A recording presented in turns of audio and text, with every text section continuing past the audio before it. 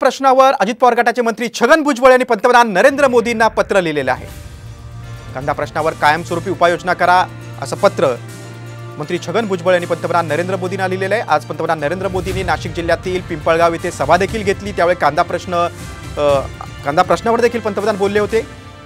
याला अनेक दिवसांपासून निर्यात बंदीचा प्रश्न आणि कांद्याचे घसरते दर याच्यावरून कांदा उत्पादकांमध्ये संतापाचं वातावरण आहे आणि त्या पार्श्वभूमीवर आता मंत्री छगन भुजबळ यांनी कांदा प्रश्नावर कायमस्वरूपी उपाययोजना करा अशा मागणीचं पत्र पंतप्रधान नरेंद्र मोदींना लिहिलं।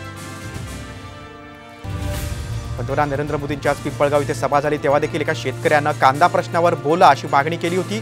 त्यानंतर पंतप्रधानांनी किती लाख कांदा आपण निर्यात केला, शेतकऱ्यांकडून घेतला याबाबत आकडेवारीच दिली। मात्र गेल्या काही महिन्यांपासून नाशिक जिल्ह्यातील कांदा उत्पादक शेतकऱ्यांमध्ये संताप आहे, कारण निर्यात बंदी उठून देखील कांद्याला भाव मिळत नाही असं शेतकऱ्यांचं म्हणणं आहे। आपण अधिक माहिती घेऊया, आमचे प्रतिनिधी गणेश कडवे आपल्यासोबत आहेत। गणेश, कांद्याचा ज्वलंत प्रश्न आहे, निर्यात बंदी उठून देखील कांद्याला भाव मिळत नाही, त्यामुळे कांदा उत्पादक संतप्त आहेत आणि या पार्श्वभूमीवर भुजबळ यांनी पत्र लिहिलंय मोदींना।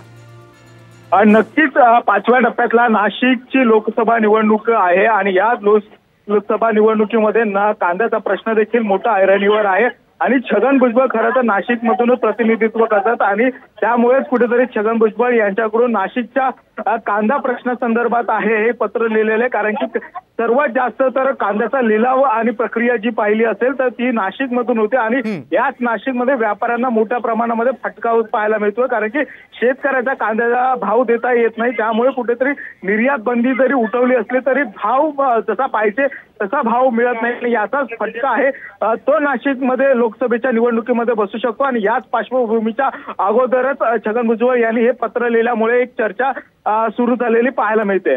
निश्चितच गणेश, आणि 20 तारखेला दिंडोरी मतदारसंघ किंवा नाशिक मतदारसंघामध्ये मतदान आहे आणि त्या पार्श्वभूमीवर भुजबळांचं हे पत्र महत्त्वाचं आहे। तुम्ही सविस्तर माहिती दिलीत त्याबद्दल धन्यवाद।